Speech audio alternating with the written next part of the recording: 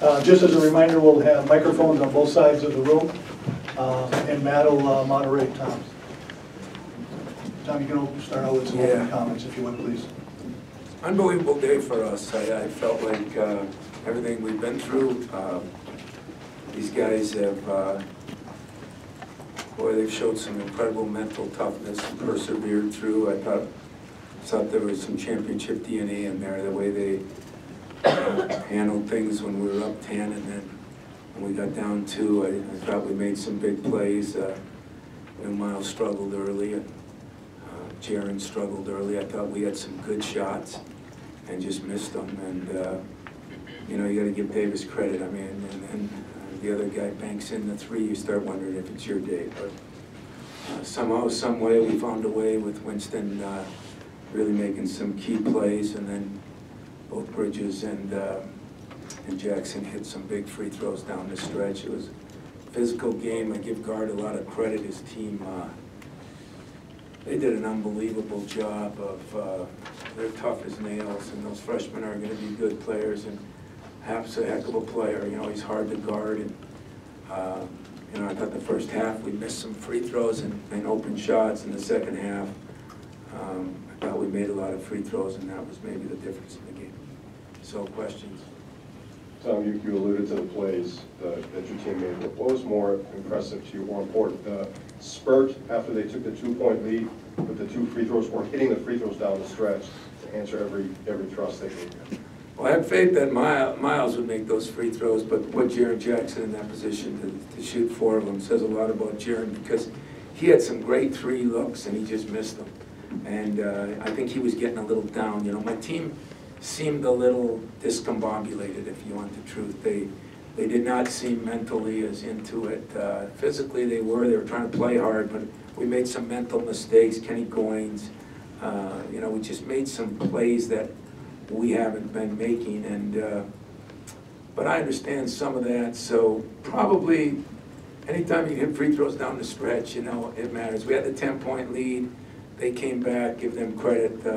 Davis made some incredible shots in that stretch, and that kid's a good player, and going to be a really good player down the next couple of years, and even down the stretch this year. Guard's done a good job with this team. They've, you know, they went through their injuries. They had to regroup, and if you look at the last 6, 7 games, even in losses, they played awfully well. That's a credit to him and his young players.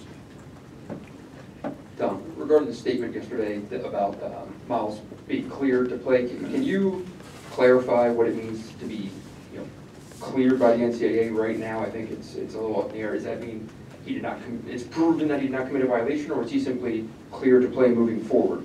No, it was more cleared that than the research that we did and the NCAA did, and I give both Jen Smith and our academic compliance department, and the fact that the NCAA moved on it quickly, and there are reasons that they did, and but they cleared him to play, or I wouldn't have played him. So he's cleared to play, and there are, you know, there was one major issue with the, I think, $400 that we and they have found to be completely not true as of what we know now. Tom, I know you have a long-standing relationship with the Dawkins family. Can you characterize your relationship with Christian and what you're doing with him? You know, guys, I'll answer a question or two, but I just had a chance to win a championship, and I'm not going to answer many questions. I do have a long relationship with his dad, and this was done, I was not involved in this thing at all. This was our compliance people in the NCAA, and I thought they ruled quickly. Miles Bridges was not involved in this at all, and so this isn't going to be the time when I'm going to answer a lot of questions. I know that's important to you. It's really not to me. We just won a championship, and I'm going to try to stick to questions like that. I'll do the best I can, and understanding that you have the rights and the ability to ask. I hope you'll appreciate that I have the right and ability to not answer questions that some of them I don't even know about.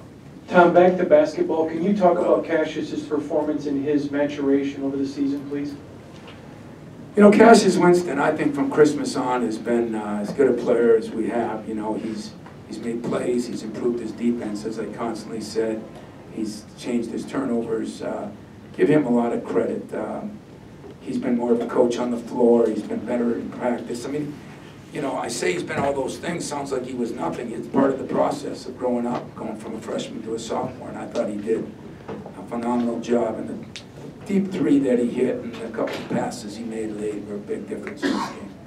Tom, can you, over here, it's been a while since you won the outright championship and even the shared championship, and so with all the emotions going on with that, everything off the court, is it hard to kind of to think about what you're feeling right now, or how does this feel different than maybe other ones? Or Yeah, it is. If you want the truth, it's a little harder. It's been kind of an incredible month or 5 weeks, and you know, and I hope things will work out so that we'll see how that goes. But the emotion in the locker room was still one of great happiness and joy. It just, I think we're a little mentally worn down from all the things they've been through. But that's a happy locker room, and that's well-deserving for those kids for what they've done. They've, as I said, taught me as much as I've taught them, and handling the adversity they've handled, I think is going to make them better men for the next 60 years. Tom, you kind of alluded to it earlier this morning about just the practices the last few days, how tough and difficult they were. I guess walk us through when you found out how things went with Miles, and how did you see that affect him today? Well, I addressed my team and my staff on Friday, not thinking or not knowing, but thinking that there's a good chance or a chance that he would not play. I wanted to tell him on Friday, so I didn't tell him Saturday, and then they didn't have any time to adjust. So I told him Friday that this could be the way it is, that we got to prepare both ways. And so as you can imagine, those guys, they don't like Miles, they love Miles. And the practices weren't great. And with about 20 minutes left of yesterday's practice, we got word that that he was eligible to play. And along with, there's been more than just him that have been eligible to play. And you know, it definitely helped the last 20 minutes of practice, but it was a difficult 2 days, there's no question. Dan? Yeah, can you explain, so you said there are some reasons, some specific reasons why that $400 is something you're confident didn't happen? I can't explain it because I didn't investigate it, but our people investigated it, their people investigated it, and you know, I wasn't involved in it in any way.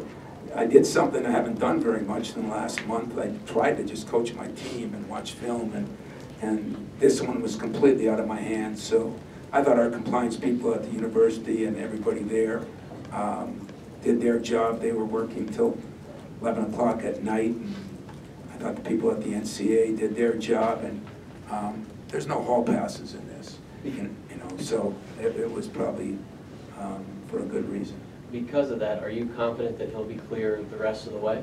I am, in every way, shape, and form, but, you know, again, I don't have any clue on anything. I haven't had time. I found out about an hour before we left, so I really haven't talked to anybody there, but I don't think they do those things unless they've vetted it pretty good. So as far as I'm concerned, as far as I know, I have no reason to believe any member of my staff, student athletes here have violated any NCAA rules. Straight ahead, it seemed like while Khalil Iverson was guarding Miles Bridges, that was when he really struggled, and as soon as Iverson switched on to Winston, Bridges started to get going. What did you see from Iverson defensively while he was on Miles? There's no question Iverson's a phenomenal athlete, probably one of the, not only as good an athlete as in this league, but he's got some toughness. He'd be, see Barry back there, he'd be a hell of a football player, maybe a hell of a free safety, you know.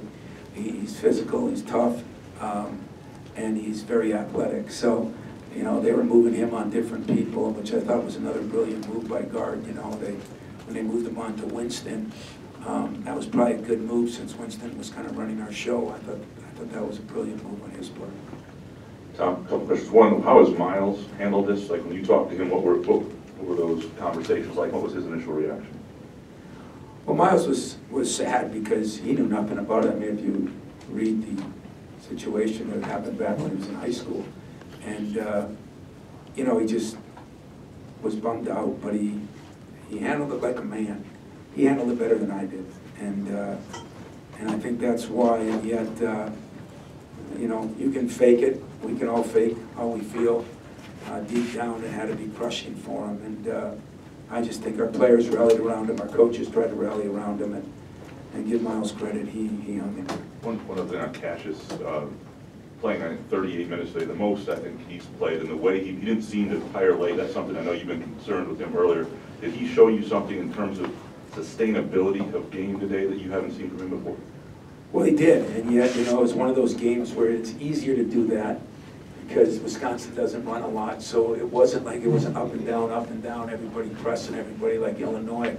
And I think that helped, but hey, Cassius has improved enormously, and I'm proud of him because, you know, like every coach goes through, you push a player, sometimes people don't like the way you push them.